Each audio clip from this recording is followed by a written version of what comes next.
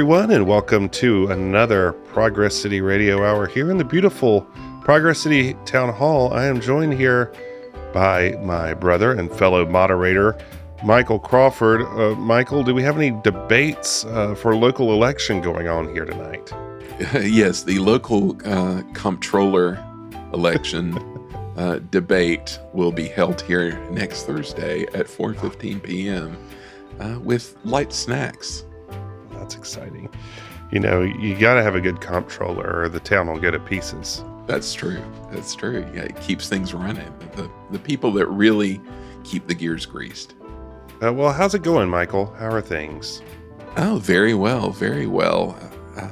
Really excited for our interview this show. This is one long in the making, and some people that I really enjoyed talking to. Yeah, you say people. I noticed there are a couple more chairs up there on the dais than usual. Who do we have tonight? We're talking to a trio of authors. We are speaking to some of the greatest Disney historians around, which, you know, really sets my heart a beating. We're speaking to Didier Ghez, to Ted Thomas, to J.B. Kaufman, each of them authors. Ted, of course, being a filmmaker, great historians, each and every one of them. Yes, and J.B. Kaufman, author of South of the Border with Disney, of course. Didier Ghez, author of They Drew as They Pleased and all the Walt's People series. He helps edit those of which I use quite a bit for this podcast that we do. Michael, they have a book out. They do. It's called Walt Disney El Grupo in Latin America. And this is another title about the famous Disney 1941 trip to South America that has been chronicled, as you mentioned, in JB's wonderful book before, also in Ted's wonderful film about the same subject. And we're going to talk about that coming up in the interview a little bit. And this is a further exploration. You know, the great thing about history is you're always finding new things and new info, new photos, sometimes new artwork, and you never know what you're going to find. And these guys obviously have done so much research. You mentioned Didier's Walt's People books, which are essential for anybody who's interested in history. And of course, they're all part of the Hyperion Historical Alliance, which we're going to talk about, which just does wonderful work in uncovering things that are not spoken about enough, I feel like, within the Disney history community, and bringing them to light. And they have great relationships with the company and the archives. So just some really special stuff. Yes, this book, wonderful book, lays out the whole trip, which was 2 months, day by day, which is really neat way to go about doing it. For those of you who don't know, this trip was kind of a famous at Disney circles. 1941, as Michael said, all throughout Latin South America, looking at being a good neighbor in the wake of World War II breaking out. It was the government hired Disney to do their soft diplomacy, and Disney went through researching and gathering artists and made some really great films out of these trips, Michael. Yeah, some of my favorite work from the studio, especially during that time, it's, you know, Three Caballeros is, I realize the flaws it may have as a film, but it is still one of my absolute favorite top Disney animated films, even though it's a package feature and you might have some rough edges. Just the animation, the atmosphere and the spirit of it is just really off the charts fun. And just some beautiful design, all of which was inspired by this trip that some of the artists went on. And I would encourage anybody who's interested in it to read these books, to see Ted's movie, which is on Disney Plus, as well as DVD and everything else, and really catch up on it. We showed a film on our Patreon live stream the other month or so, which was the State Department film, which they made at the time after the trip to talk about it, showing Walt and all the studio crew down there having a good time. And it really is just a fascinating time capsule. It is. And then they would return to Mexico and even Cuba in later years. Interesting time in the history of the studio and obviously the world. Well, let's jump into our interview that we had then with J.B. Kaufman, Theodore Thomas, and Didier Ghez.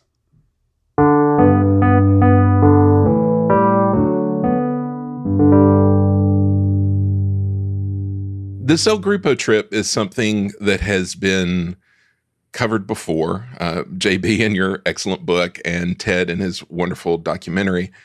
What made you each decide to revisit the topic for this new monograph? Well, for my part, it was a wonderful circumstance that we each, through our activities beforehand, had a pretty fair amount of research material on the subject. And we realized that if the three of us pooled all of this material together, we could really give an excruciatingly detailed account day by day of El Grupo's journey through Latin America. And for me, it was an opportunity to dive a little deeper into that part of the story.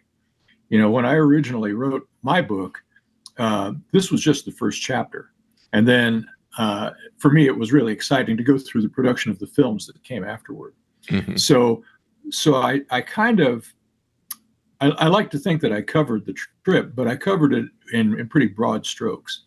And by getting together with Ted and Didier and again, pooling all of this material that we each had, we were able to get a lot more detailed about exactly what was happening at every step of the way. And the reason why that was important to me, Michael, is because, when you make a film, there's sort of the tyranny of the clock. You know, there's only so much you can do in 90 minutes or even 2 hours. But that only begins to scratch the surface in terms of bringing these people alive. And what I wanted to do in working with Didier and JB was to go into so much detail that you could actually feel what they were doing and how they felt about it and how tired they were at the end of each day and how much got squeezed in to 24 hours. Absolutely. Well, and on my end, there were a couple of reasons. There were actually three reasons, mostly, that made me want to work on that project. The first one is, as you all know, I've always been fascinated by Walt's trip outside of the U.S.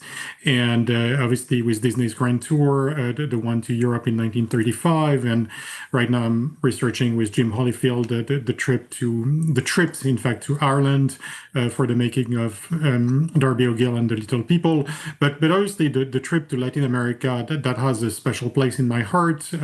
My wife is from Brazil, and I lived in Latin America for a while, so that was one reason. The second reason is at the time we started that project, I'd just been in touch with the son of one of the people who were on the trip, Larry Landsberg, who filmed a lot of the footage that was shot during the trip, and more importantly, that also shot a lot of pictures of the trip. And we, by being in touch with his son, we uncovered a really huge cache of new material, new photographs from that trip. And then the third part of that is that while researching Walt's people over the years, I'd gathered quite a bit of material from some of the families, like the diary of Larry Landsberg, and letters from Janet Landsberg, Janet Martin at the time, which I thought would allow us to sort of tell the story in a more vivid and very dynamic way. And so those three elements together meant that we could, if we pooled resources, we could, as JB and Ted said, really tell the story day by day, but not just through the text and through the correspondence and so on and so forth, but visually, and allow people to really travel with El Grupo during these 2.5 months. So that was my reason. That's really exciting, and I like that there was not only information that was left over from previous projects, but it sounds like there have definitely been new discoveries since the previous work. You all have made new discoveries along the way. Yeah, no doubt. And Michael, I'll just add one thing, which is, of course, also another part of the discovery is that we went looking into documents in Spanish and Portuguese, and also brought some stuff to the fore from that angle. Sorry, JB, I interrupted you. Go ahead. No, not at all. That's fine. No, I was just going to say that there's nothing like the first person account of someone who is actually going through this experience to bring it alive for you. And I had the privilege of going through a lot of the documents that had been preserved at the Disney archives. But as Didier says, by contacting the families, we were able to supplement that with even more of the same diaries and journals and so on that they kept. I was really in this whole overall experience. I was quite taken with Janet Martin. Mm-hmm. She's I have a soft spot for Janet now because she was sort of the official publicist that was along on this trip, and she was encouraging everybody to keep journals, and so she set the example by keeping one herself. But now we have both her own private observations and the letters that she wrote back to her colleagues at the studio all along the way. So if you put those together, you've got practically minute by minute with Janet Martin. That's fantastic. You know, there's a very selfish reason on my part also, which is, my father was on the trip, and I grew up with his stories, and then also knowing Herb Ryman a little bit and knowing Mary Blair a little bit. And so these were not unfamiliar names. And to research the trip more fully, of course, I came to get better acquainted with all of them. And it would be great, I also have the benefit of Didier has lived in Brazil and visited Argentina and knows those countries very well. In fact, he was the one who introduced me found Jorge Delano in Chile when I was first researching Walt and El Grupo, and put me back in touch with him. But it would be a great idea to actually retrace the steps with anybody who wanted to go there. I got to do it because I made a film. But there's something about being in the exact same places where these Disney artists stood and did this sort of research work for the very first time. It's become sort of standard protocol now for pictures that take place in different parts of the world. But this, for various reasons, was the very first time that a group from the Disney studio had attempted this. And that's what one of my favorite parts in sort of the film, going back to the film, is showing these locations. And there's that hotel where they stayed at, and so much about it has not changed. And you can have the photo of them, dancing in this hotel, and then there it is. It's really wild. Well, that was one of the highlights of the trip. The visit by the Chazareta troupe. It was great for El Grupo research wise, but it was also a really colorful highlight for publicity for the studio and for the trip. So it was well documented, and this again, this was a chance to really immerse ourselves in experiences like that. And what I find, what I also find really absolutely astounding, Michael and Jeff, is the fact that even though the three of us have dug into that subject extensively over the past 20 years now, there is still new material and new really exciting material that's coming to the surface. In fact, and JB and Ted, you don't even yet know that, but just this morning, I got from the Ryman Arts Foundation 3 photographs in color from the trip that we had not seen before. And so they still need to scan them, but that was just like whoa, where does that come from? And so that's from one scrapbook of Herb Ryman. So that's one thing. And then the other thing, which is really fascinating, is that obviously now that we have researched that 1941 trip, we're starting to research in more detail the following trips. And whereas we knew like 3, 4 photos maybe from a trip or some of the trips to Mexico that followed, and Ted had access to quite a few photos from Cuba.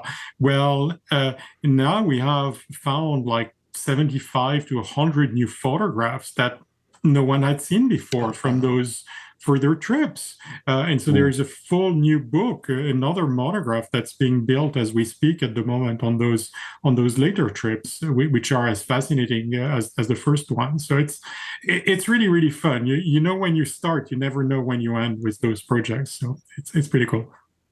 That's really exciting to hear. And thank goodness that was so well documented.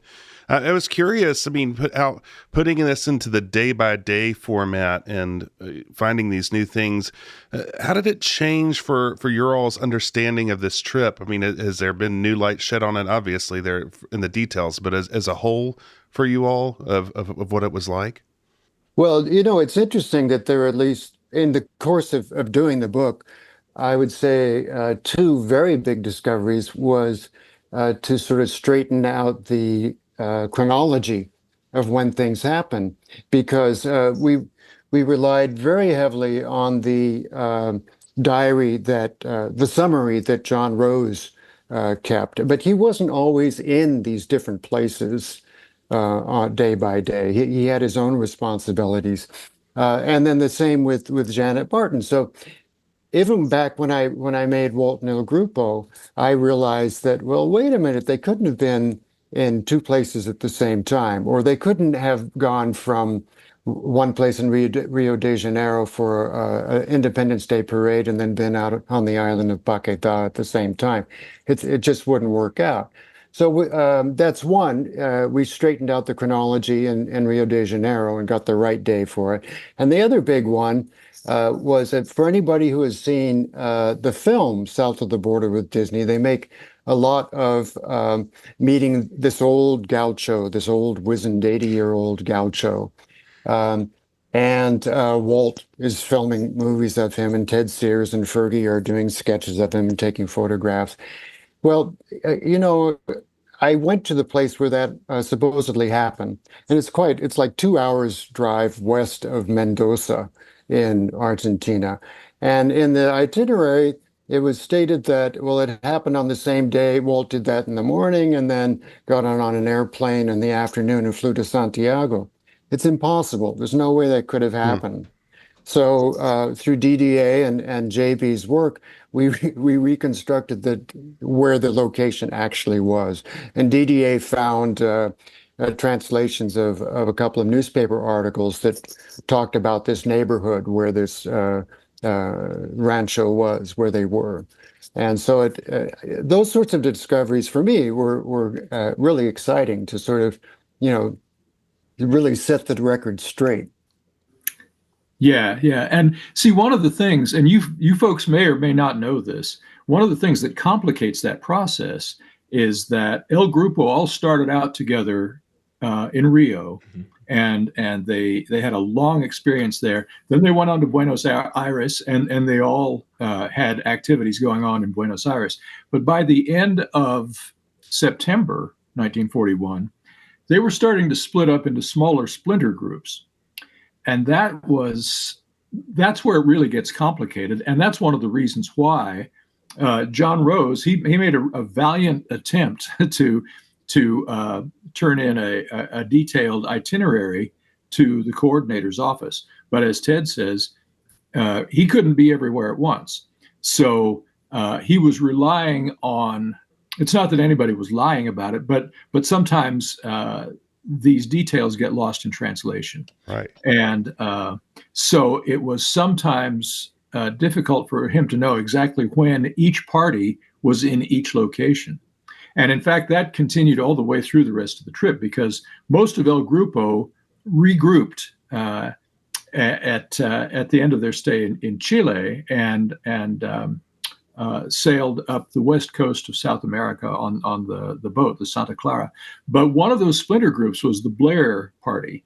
That would be Lee and Mary Blair and Jack Miller and Larry Landsberg and Janet Martin, and they stayed completely separate from the rest of the group and worked their way up through the interior. And they went through Central America and they visited Mexico and so on before going back to the studio. So it's a pretty straightforward chronology up to a point, and then it starts to blossom out in all of these different directions, and that's one of the things that made it so complicated. Sure. My father told me several times that he thought John Rose had the most thankless job on the entire trip.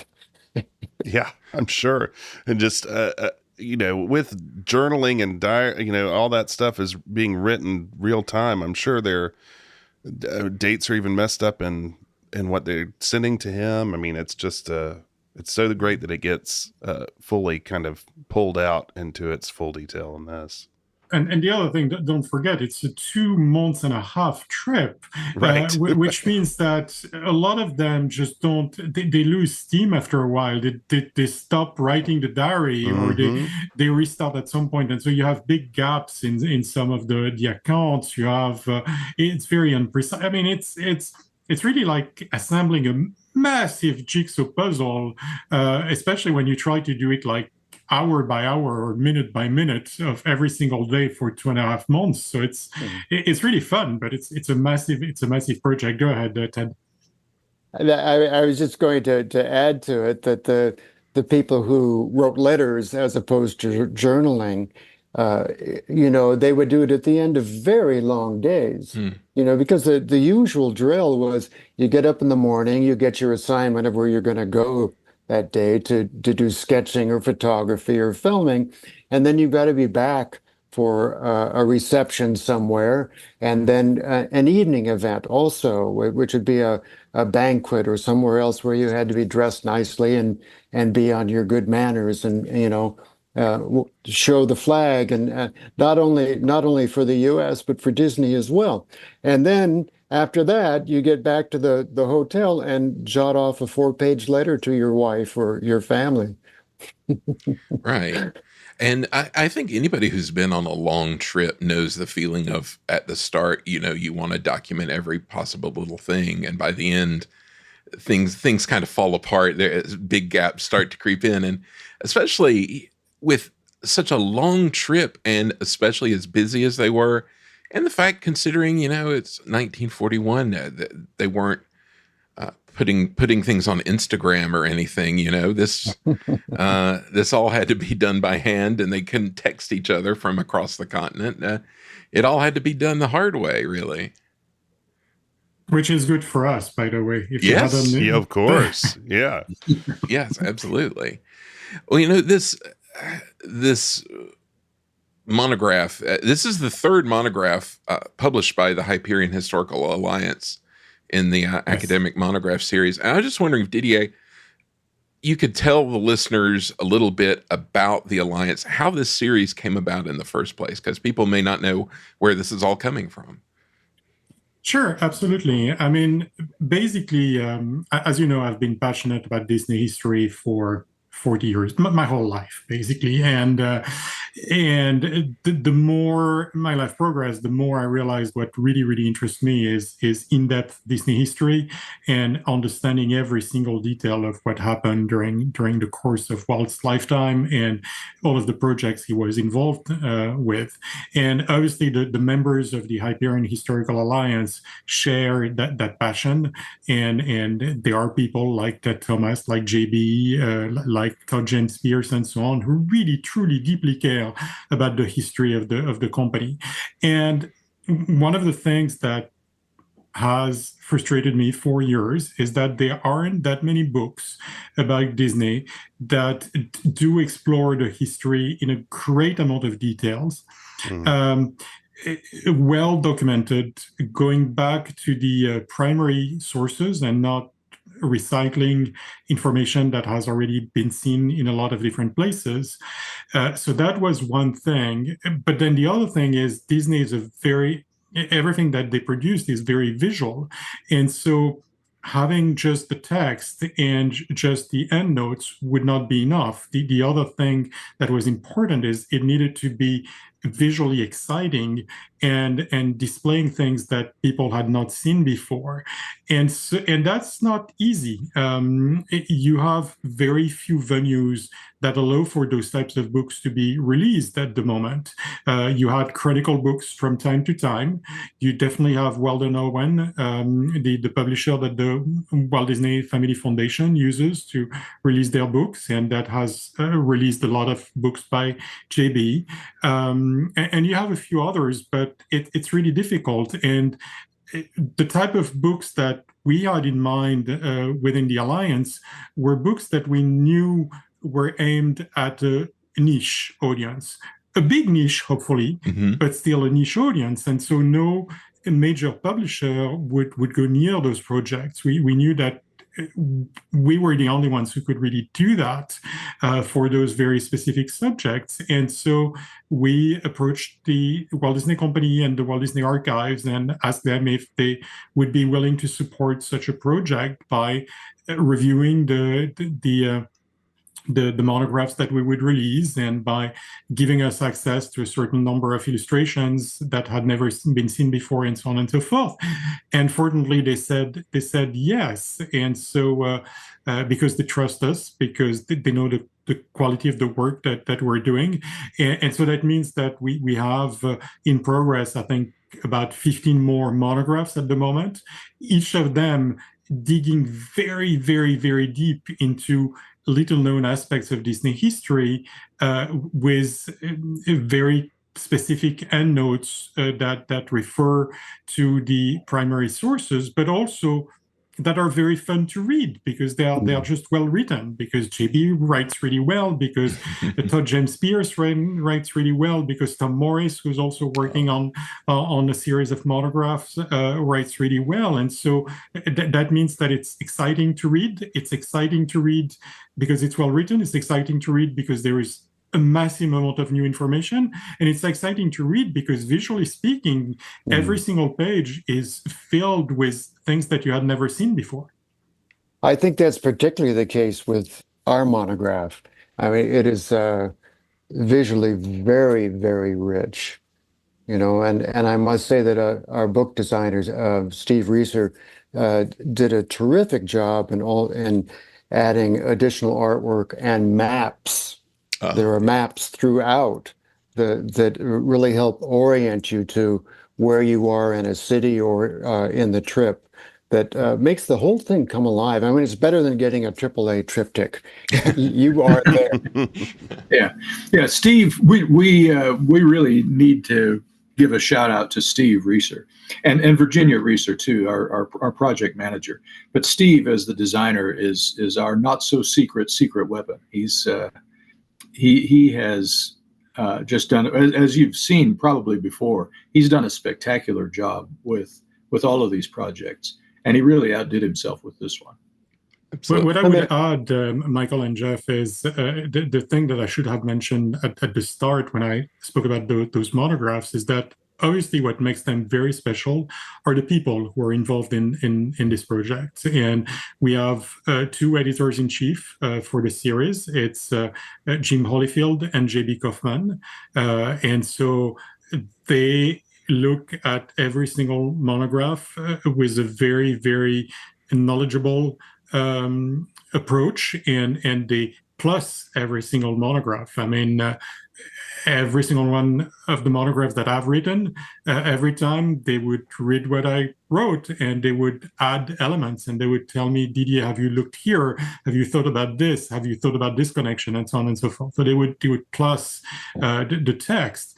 The other thing is, as JB and Ted just mentioned, I mean, Steve Reeser and Virginia Reeser are so passionate about the work they do on those monographs that they they found new material for the El Grupo monograph. They found photographs that we had not seen before, neither of us, none of the three of us. They found things that were like, where did that come from? We never found those in 20 years. And that was just mind blowing. And obviously, Steve added maps, he added visual elements that just made you feel that you were really, really part of that trip. And so that's really important. And then there's a whole review team, Paula Sigman, Libby Spatz, and quite a few others who also review those monographs time and time again. And that allows us to really have the most perfect result that we can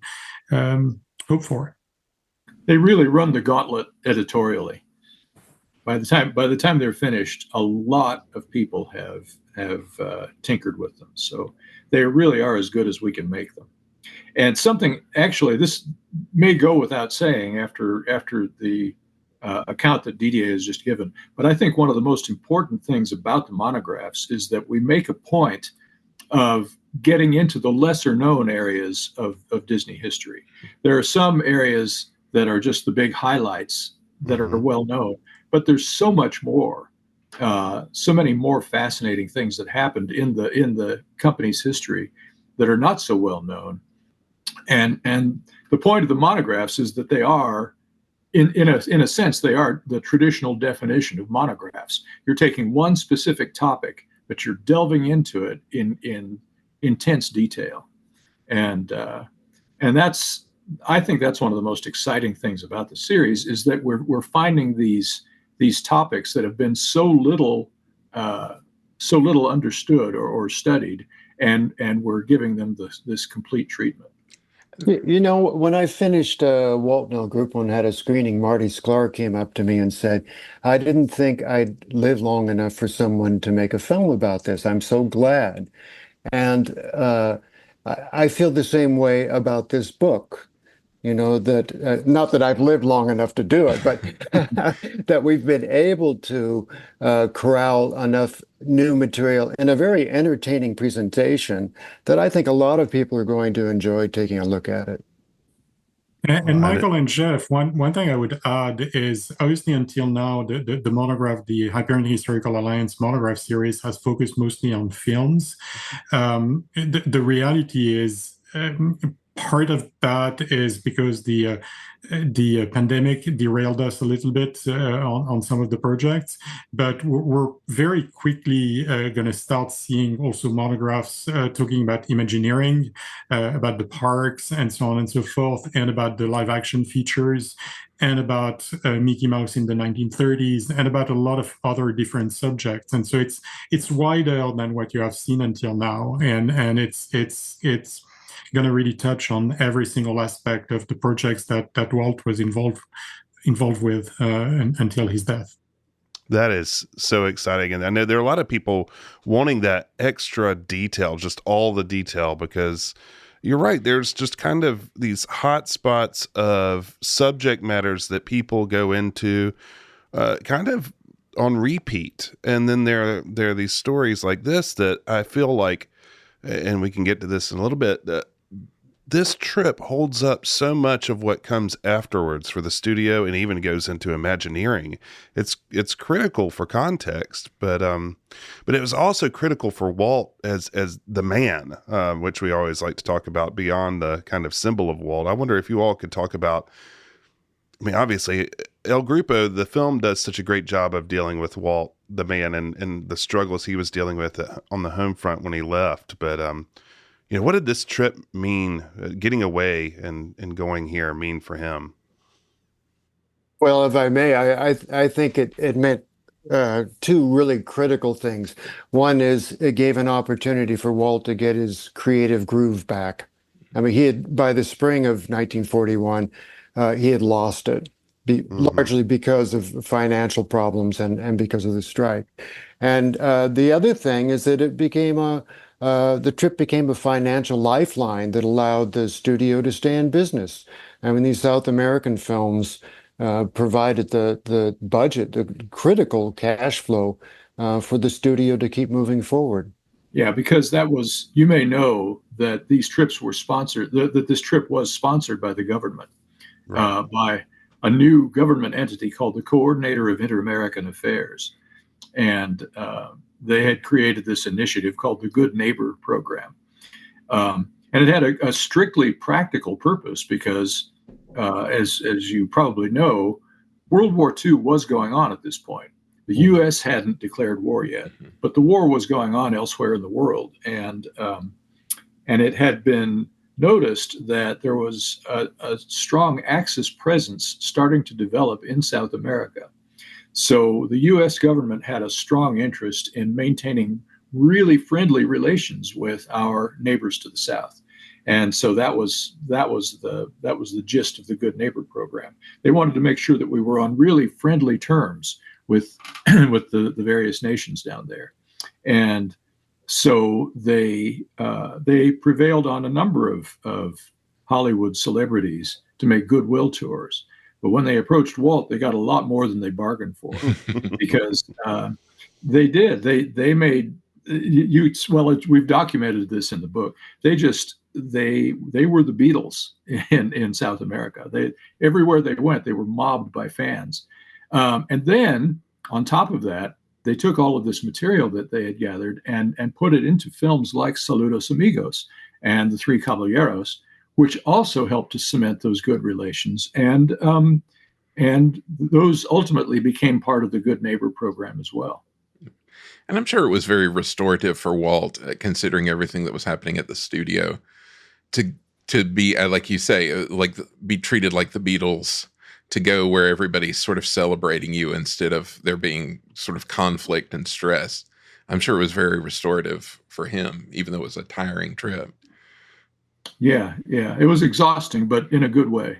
Right. Well, because every day there was new stimulation and new ideas. And he had this wonderful brain trust with him.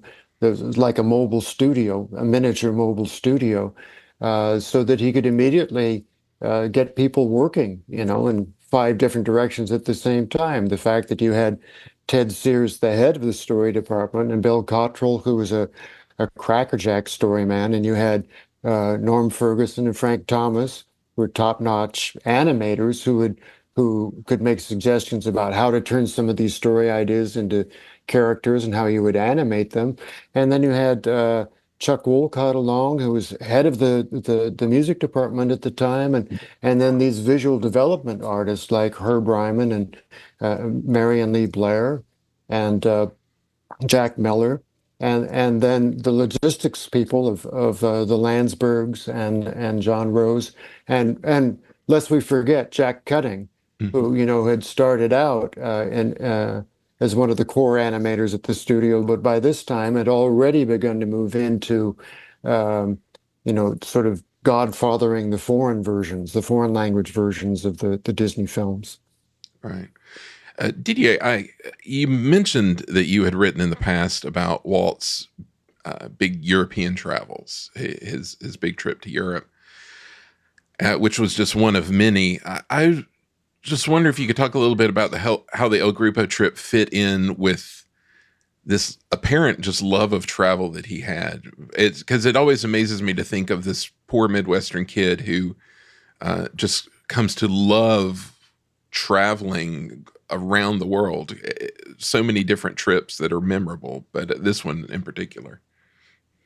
Well, what's interesting is that you see a very similar pattern between the trip to Europe in 1935 and then his next really big international trip, which is the one in 1941. And the pattern is that even though the first trip, the one in 1935, is supposed to be a vacation, in reality, what ends up happening is that he ends up meeting a lot of celebrities, a lot of head of states, and he also ends up just working a lot, basically touring the new subsidiaries of the Disney studio at the time in Europe, just meeting business people, meeting licensees, and so on and so forth. And the same happens really in Latin America. It is really, in that case, not a vacation. It is a business trip, so he's there clearly for business, but you see the same thing happen in Latin America, which is that he's always meeting with celebrities. He's always meeting with head of states. And he does find some time to see really the local culture, and to see local events, and to see things that he can't really have access to in the US. Unfortunately, he has his team who gets a bit more freedom and is able to see a lot more things. But it's and there is a business aspect to the whole thing, which is not just that he's there to gather material for the projects that will be produced at the studio afterwards, but he visits local production facilities in Argentina, for example. He talks with a lot of business people in the region.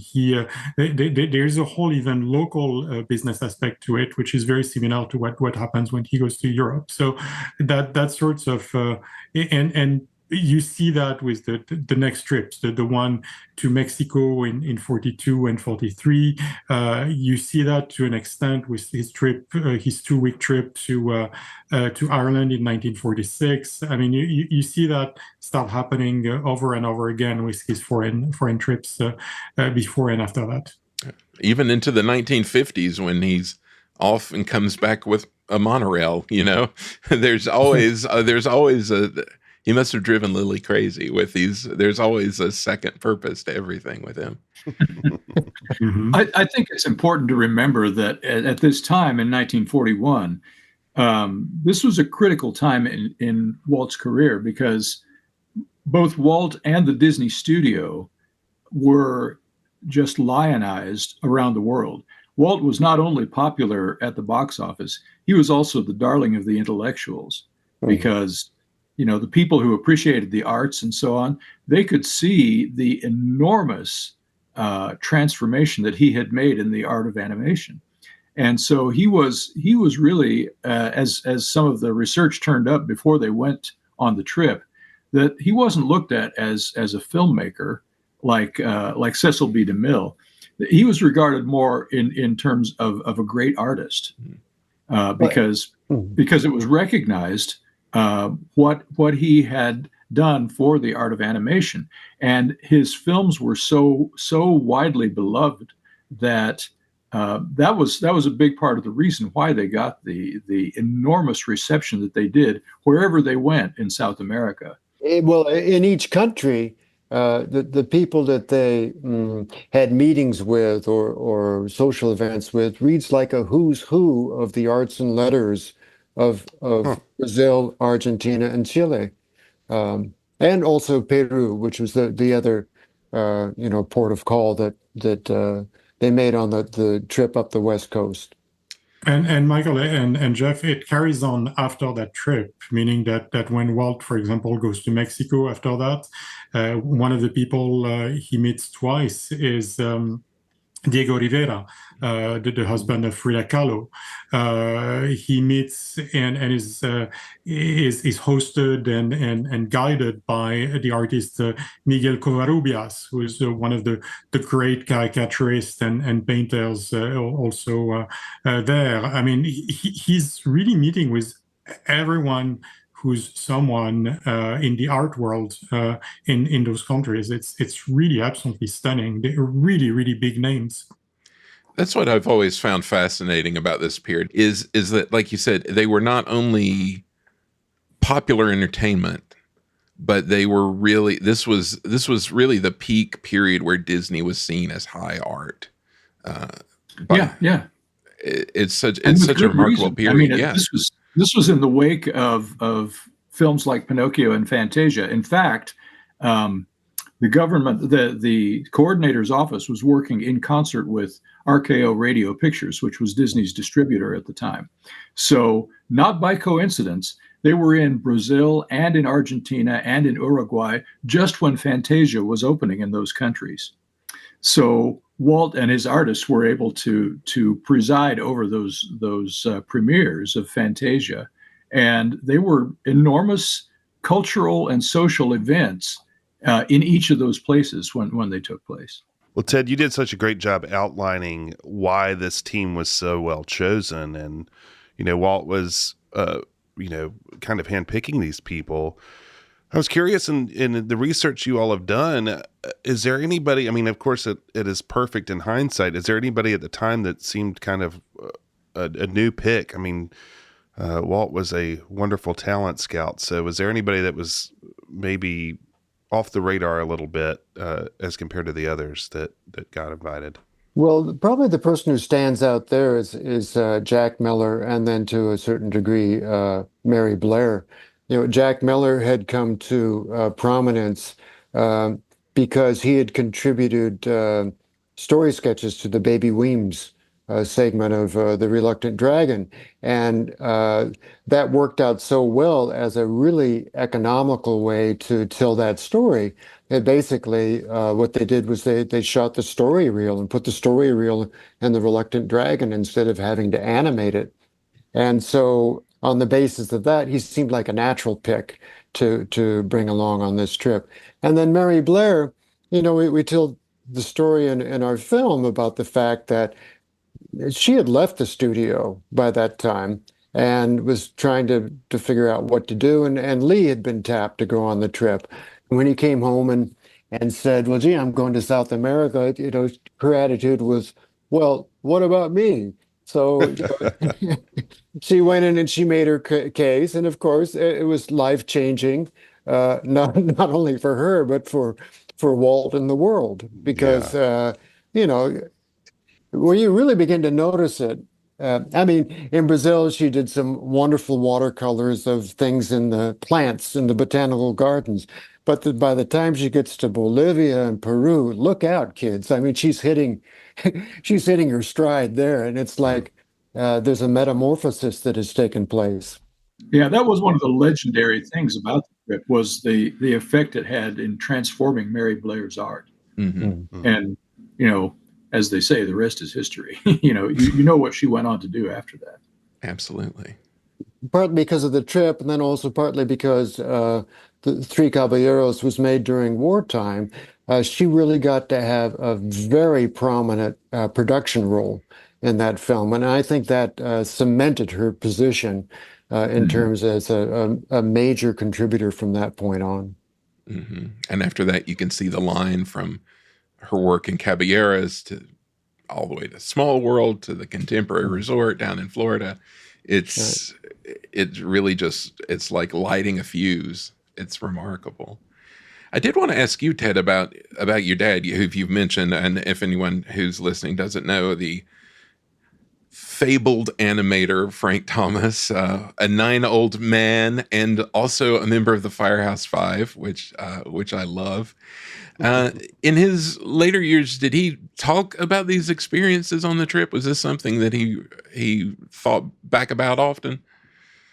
Well, some of the best family stories were from the trip. Oh. And we were able to put one of them in a tangential way in the monograph. We couldn't go into it in great deal, but it has to do when he and Larry Landsberg and Jim Boudreau went up to Salta.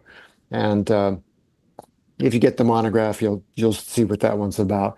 But late in life, he came up with a couple of stories that I really wondered how good his memory was, because his memory his entire life was like a steel trap. Mm-hmm. But this one, I had trouble believing, until I went to Brazil. And this was, he sort of said, well, now who was, where were we where they had the band up in the ceiling, the orchestra up in the ceiling?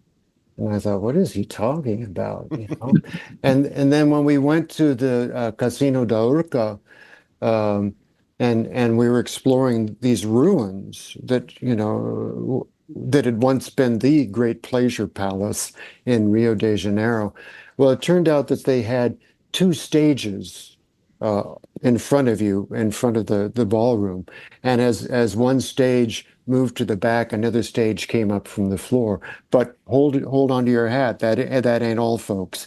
Up above the ceiling, there was another orchestra pit up in the attic, Wow. with its like muslin false ceiling that they blew their instruments through.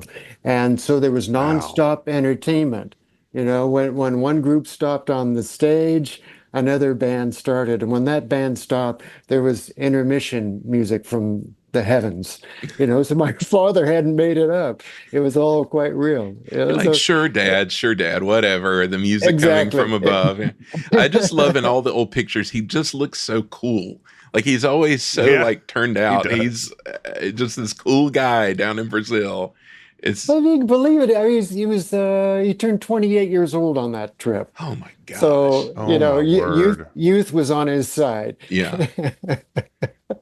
I just imagining that club and being there at that time is just incredible. You all mentioned Chuck Wolcott participating in the group, and we hear a lot about the visual arts over time.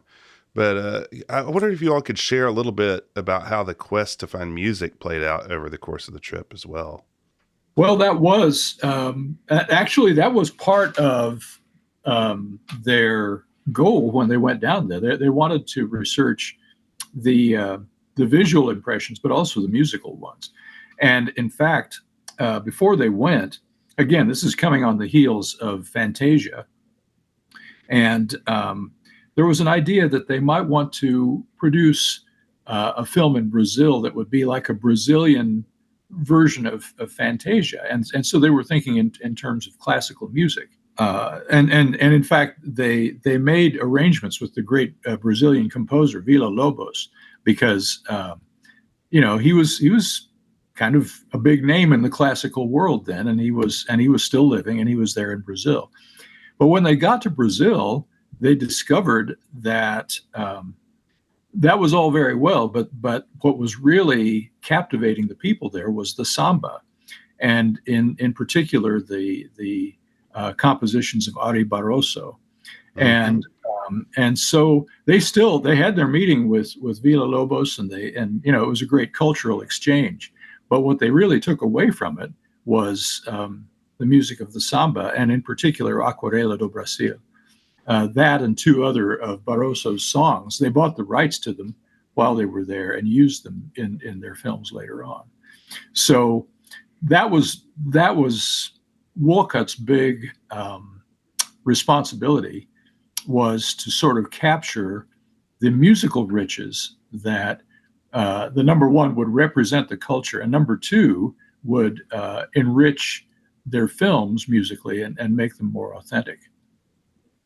Years later, he shared a story about when they did the segment of Saludos Amigos in the Inca, in the Peruvian highlands, the Inca boy and the llama. They had this theme that was like a pipes of Pan, the indigenous instrument of the Andes, and they didn't have anybody in Hollywood who could play one of those. And so what Wolcott did was he took two soprano recorders and had one of them pull out the barrel a little bit so that they were out of tune with each other. And then they played in unison so that they mimicked the sound of this Incan instrument quite convincingly. Wow.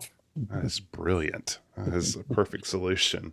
The other thing I'm going to add is just on the next trips, the one to Mexico and then to Cuba, they have realized that the music is such an important part of their project that in both countries they get in touch with the music producer Ralph Peer, and it's Ralph Peer who actually guides them in Mexico, him and his wife. And then in Cuba, it's one of the people who works for Peer who also guides them in Cuba. And so you can see that a lot of the research is centered around the music And the great news is we managed to get in touch with the family of Rolf Beer and found diaries and photographs, including color photographs for those further trips, which are going to be part of the sequel to the El Grupo monograph. But that's another story. And also not surprising, Walt formed a lifelong friendship with the peers, something that also happened on the El Grupo trip. These are people they met were not just one-time acquaintances. They became friendships that lasted, lifetimes. That's remarkable. And I think it shows what a big part music was in that how heavily it was merchandised. I have the 78s for Saludos, Amigos, and Three Caballeros, and these beautiful little packages of 78 shellac records. And I have the sheet music actually for Aquarela do Brazil in the hallway. They put out sheet music for all these different things they adapted. So they were really on merchandising this heavily as well. It cut both ways because Aquarela was already one of the things that they heard in Brazil was that it was practically the national anthem of Brazil. It was so popular, but it was enormously popular there. When they used it in Saludos and when they published it on a wider scale, it became an international hit then. Yeah. So it was good for them, but it was also tremendously good for Barroso and for Brazilian music in general. The use in the film made it a hit in the U.S. and internationally. And the Barroso family, to this day, they say, well, thank you, Walt Disney. I bet. And now it's a standard, that everybody knows. Well, somebody teased me and said, "Oh, it's the most famous elevator music in the world." Well, you haven't heard it the way we use it yet. Yeah. Exactly. Well, on our new episode of the podcast, we're discussing Disney's ties to Mexico, and I think Didier mentioned, Mexico factored into the Greater Good Neighbor Initiative, but it really wasn't a focus of the 41 trip, although the Blair Group came back through Mexico, if I'm not mistaken. Yeah. But they went back. A lot of people think this was the only trip, but this was not the only trip that the studio made south of the border. No, that's right. That wasn't the only trip. They go back, especially to Mexico and then to Cuba. And they go back to Mexico, I think, 3 or 4 times. So in December 42, and then several times in 1943. And it's not the same El Grupo that goes there. It's different grupos that go to Mexico after that, and then to Cuba. Walt doesn't actually go to Cuba. He is planning to go to Cuba, but his trip is canceled. And there is one trip in 1943 and one trip in 1944 to Cuba.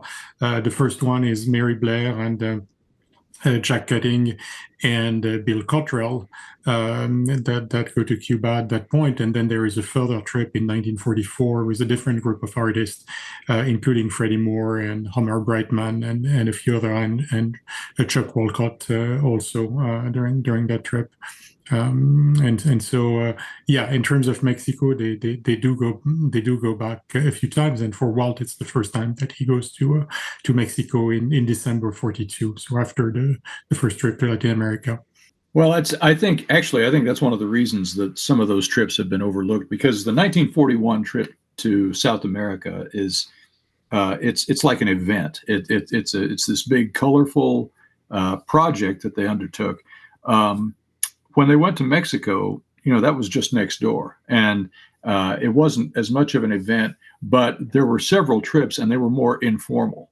And I think that's one of the reasons that they haven't been covered really in any depth at all before this, because they don't make the kind of self-contained package that the 1941 trip does. Mm. So, but that doesn't make them any less important or any less fascinating. There's an old saying, who remembers number 2? Is that we remember Neil Armstrong and Buzz Aldrin, but do we remember who was 3 and 4, who stepped on the moon, right? So that's one part of the problem. And I think the other one is that the subsequent trips were much more production trips. Mm-hmm. They basically had a much better idea of what they were looking for, whereas the 1941 trip very much had this dual responsibility of being a research trip and a goodwill trip. I think Right. there was another issue which became very apparent when we started researching those further trips, is that frankly there wasn't much visual documentation that survived Yeah. from those trips. Yeah. Again, photograph wise, there were practically no photos from the trips to Mexico at the Disney archives. There were basically two or three, and then from a concept art standpoint and so on and so forth, both Eric Larson and Ken Anderson, who were part of the trip to Mexico in December 42, had actually kept the sketches in their collections. And so it wasn't until Joe Campana and myself located the papers of Eric Larson that we found in a suitcase that was about to be thrown away a few weeks later. If we hadn't found it at the time, we found all of the original sketches from Eric Larson from his trip to Mexico City in December 42.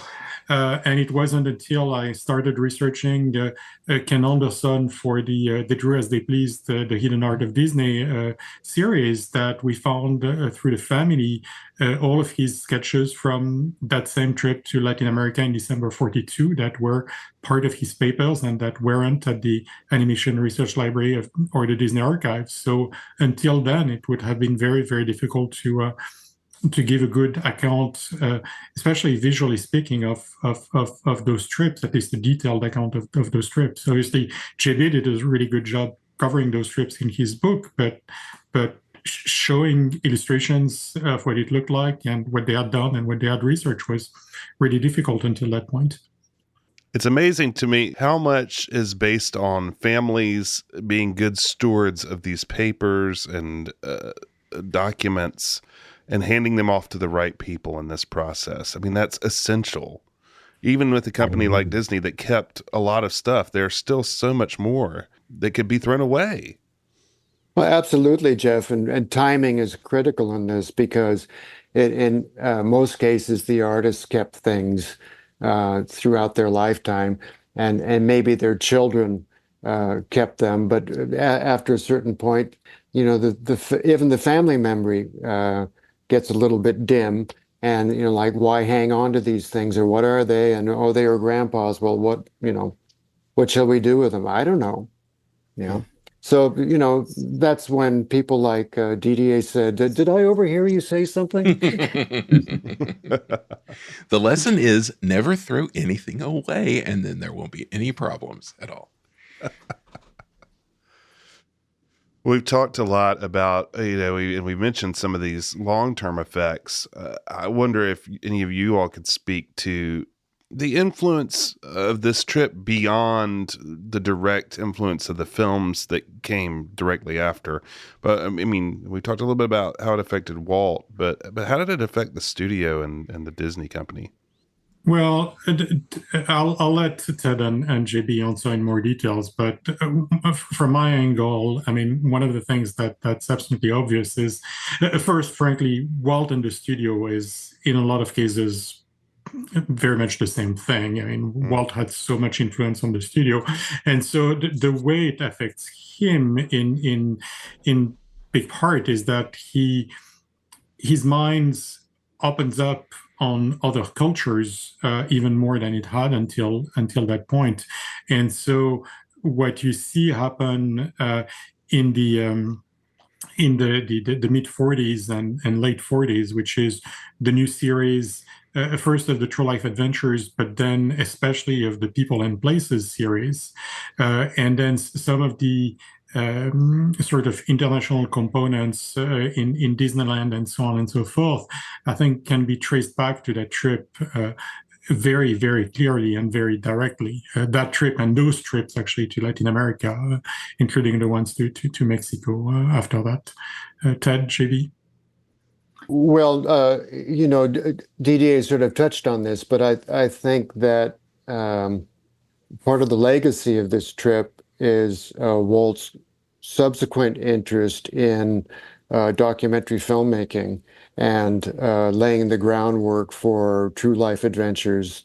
Um, and also underlining the importance of, he later said, if you're going to make a film about another culture, or if you're going to make a film that takes place in other than the studio backlot, you've got to go there. You've got to see it with your own eyes, Um, and then quite definitely, there was one trip that they made on the return up the west coast of Latin America, where they got on these launches at a town from Buenaventura and went up the river, and spoke of hearing all sorts of. Within a half an hour, they were surrounded by jungle on either side and could hear birds and monkeys and things like that. And there's some photographs that Fergie took of that day. And lo and behold, the launch that they're on looks kind of like the Jungle Cruise boat, not dissimilar at all. And, Bill Cottrell and, wrote about this, and my father wrote about this, as that being the highlight of the return trip for the people who were on the Santa Clara, the ship coming up the West Coast. Wow. Yeah, I mean, it just really hits at that he does get so into internationalism in the next decade and beyond. I mean, and uses documentary film and Disneyland, and it really does seem to have its roots in here. And he was so good at using all of his experience to funnel it into new creation. It's just amazing how he never seems to forget these little tiny details and this core of an apple somewhere and translate it into something else.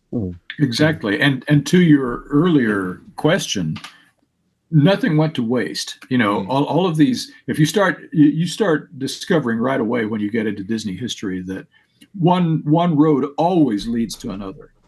And so some of these ideas that, the whole Good Neighbor Project generated such a wealth of ideas that only a fraction of them could be used in the actual Latin American films. But then some of them start getting translated into other things. So for example, when you see Make Mine Music, there's a segment in it called Without You, which is just kind of it's beautiful. Nobody remembers it because it's so quiet and understated. But it's a beautiful little mood piece, and it's from one of the songs that they picked up in Cuba when they thought they were going to make a film about Cuba. They never did get around to that, but they made full use of that song, and the connections are not obvious when you see the film. And there are other things like that too. And of course, as late as 1948. They're still cropping up with Blame It on the Samba in Melody Time, which grew out of a film, what was going to be the third Latin American feature that was never finished. They did so much work on that it couldn't be thrown away. So they used it in Melody Time instead. It was also the beginning of Larry Landsberg's career as an independent filmmaker. And as you know, he made several films that Walt released, all the way from featurettes that went into the theater to many staples for the Sunday night TV show. Oh, okay. Well, and I think, Walt using Foreign Trip as a jumping off point for a feature became, especially in the years that followed, a thing. Didier mentioned the Ireland trip, but I also think of his travels in Switzerland leading to Third Man on the Mountain, and even going beyond that, again, with, as somebody mentioned, the documentary aspect of it, not only making the movie, but doing what was it, Jeff, Perilous Assignment? That's right. For the TV show, doing his own documentary. Well, Swiss Family Robinson, they would do the same thing. Yes, on site. So it really does sort of set a trend, I suppose. It's remarkable. Well, some of the studio output which followed this trip ranks among my favorites. Three Caballeros is a personal favorite of mine. I love Blame It on the Samba. I was wondering, each of you had things you particularly enjoy that resulted from the trip south of the border. We'll start with JB. Anything that is a particular favorite of yours? Well, it's a little like picking a favorite child, but I find that I'm with you all the way on Three Caballeros and Blame It on the Samba. It seems to me that sometimes Saludos Amigos gets overlooked. Mm-hmm. And to me, that is just a tremendously satisfying film. They started working on it literally the day after coming back from South America. And you feel that, there's a freshness and a feeling of exhilaration and excitement that I'm sure they were feeling, that I think is just embedded in the film. You can't watch the film without feeling that. Plus the fact that so much of it revolves around Donald Duck, and I won't get onto my soapbox about that because there's so much to say. I'm right with you on that one. Absolutely. But the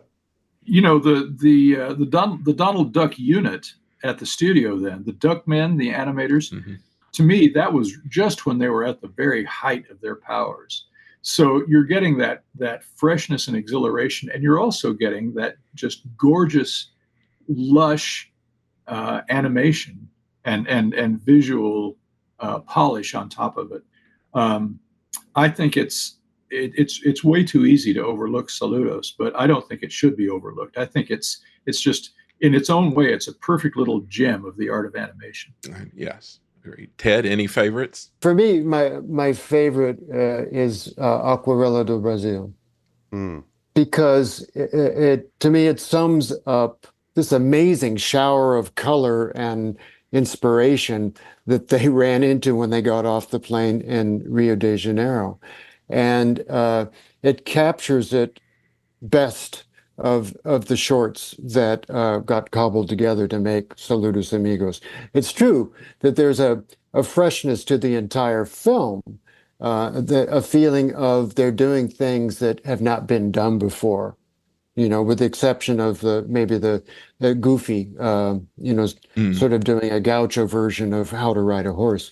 But the Brazilian portion with a new character, Jose Carioca, and exploration of contemporary Brazil, because the Brazilian government was adamant that they didn't want traditional Brazil.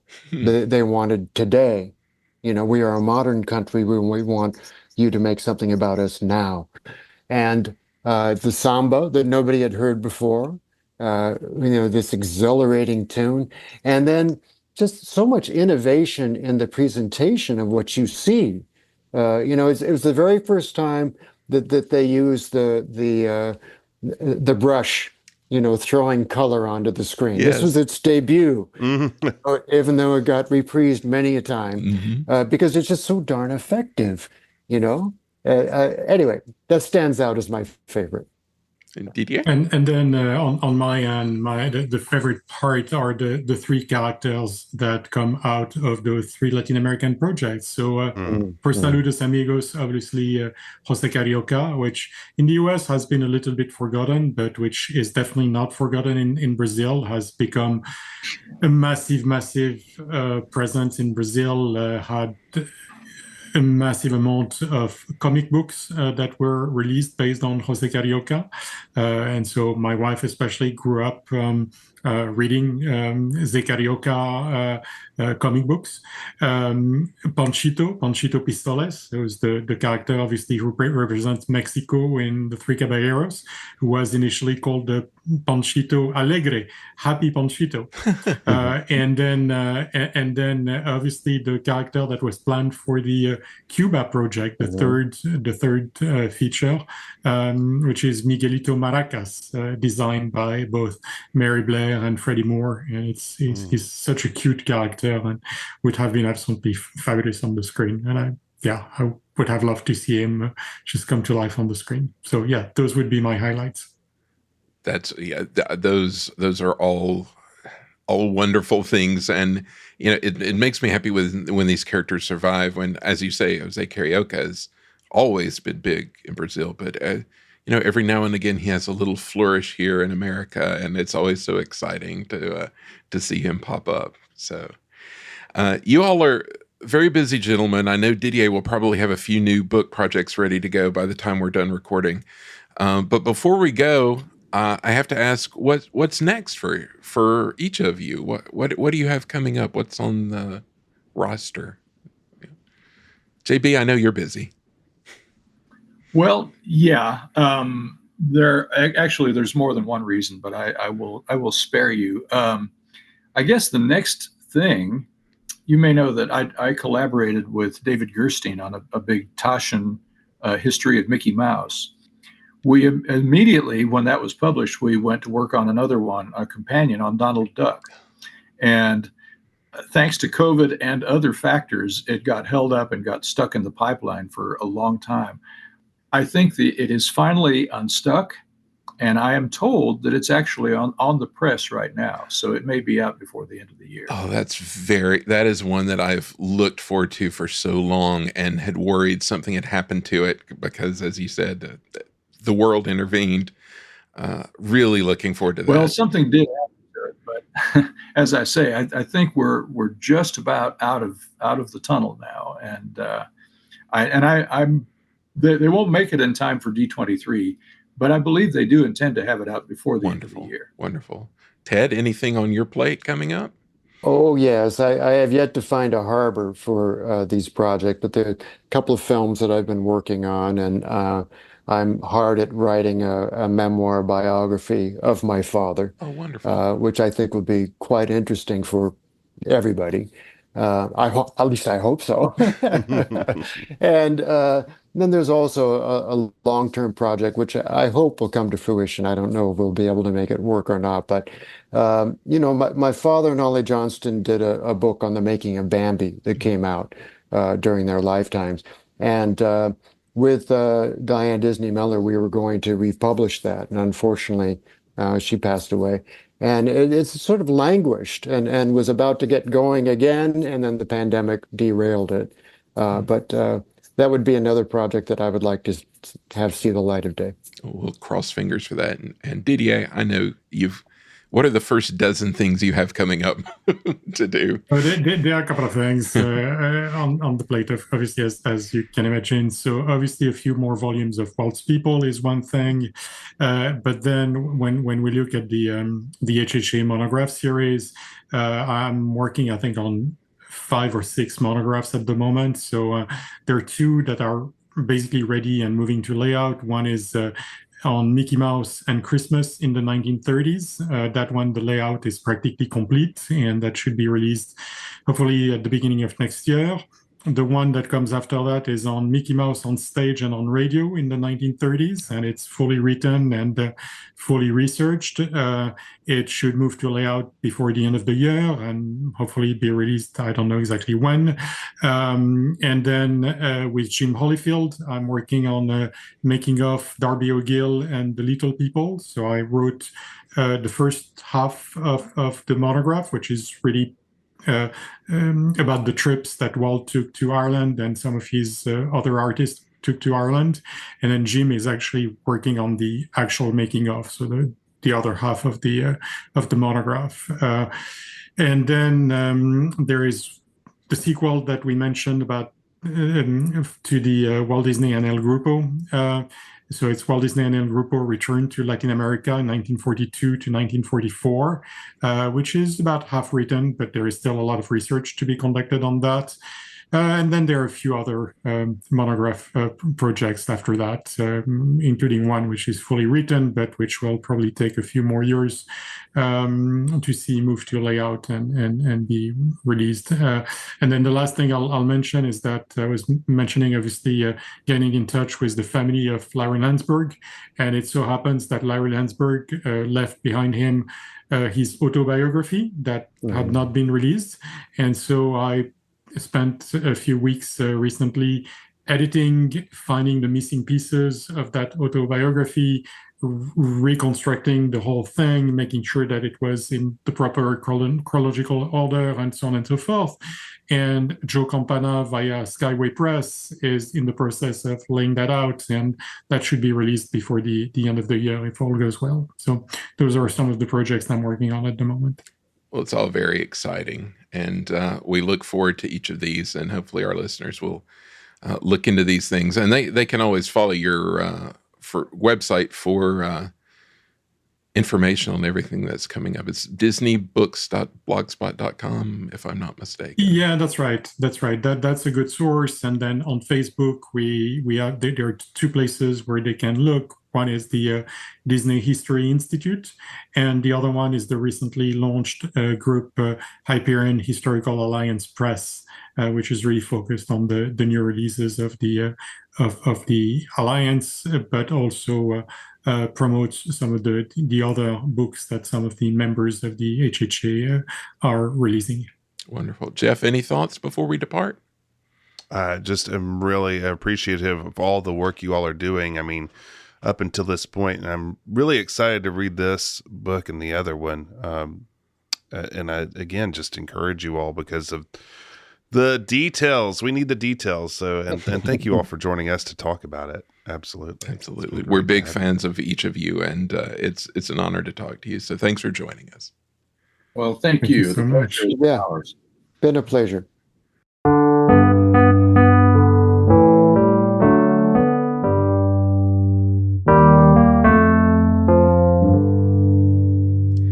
Well, that wraps up our interview with these three wonderful historians and authors.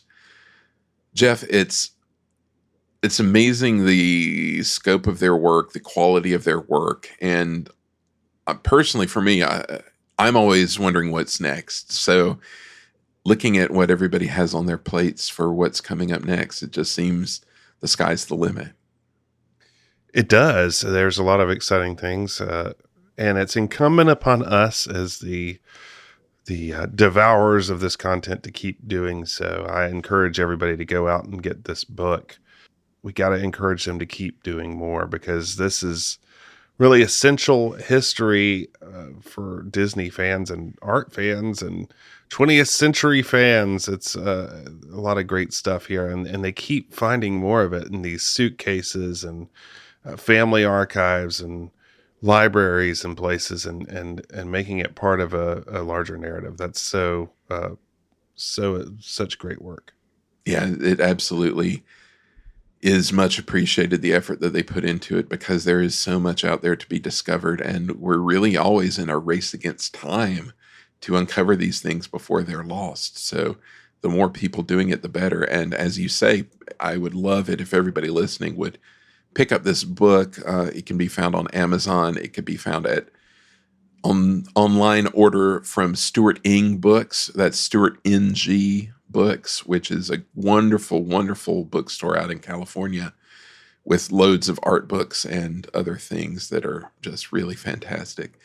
So anything the Alliance does is great. I was so thrilled they reached out to us to speak with us because their output is right on our wavelength. That's right. Yeah. And again, that book is called Walt Disney and El Grupo in Latin America. If you're looking for it, I got to pick up my own copy. It looks very comprehensive and beautifully laid out as always. So yeah, let's encourage them to do more. And Michael, I hope when they make another one that we can talk to them again, whoever's up next in that crew.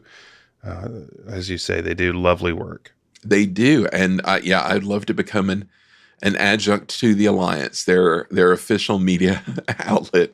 I would love to, because anything they do, I'm happy to shout it from the rooftops. And actually, in the time since we recorded this interview, JB's book about Donald Duck actually got a release date, popped up on Amazon, so it's available there for pre-order. I got mine in.